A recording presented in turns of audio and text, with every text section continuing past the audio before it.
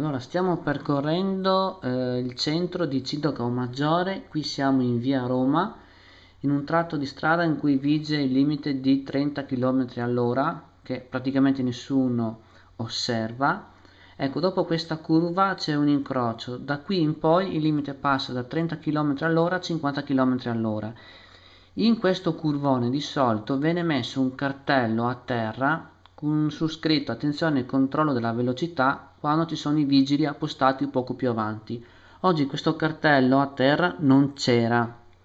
È vero comunque, a onor del vero, che subito qui sulla destra c'è un cartello fisso che dice appunto attenzione controllo della velocità, ma diciamo è messo in una posizione che è poco visibile. Ecco, i vigili adesso si sono messi in questa posizione qui sulla sinistra con la vettura nascosta e l'autovelox sulla pista ciclopedonale. Ecco qua, quindi difficilmente visibili da chi passa in auto.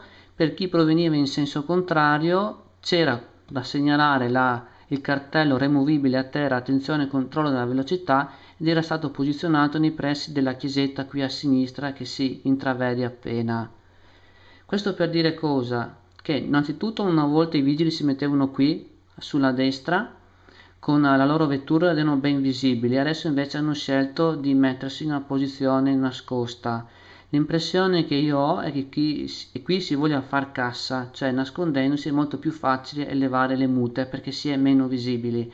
I cartelli poi che vengono messi, il cartello fisso, quello lì dopo la curva, diciamo bene poco visibile, andrebbe messo almeno il cartello quello a terra removibile sul curvone che vi avevo indicato prima, almeno quello.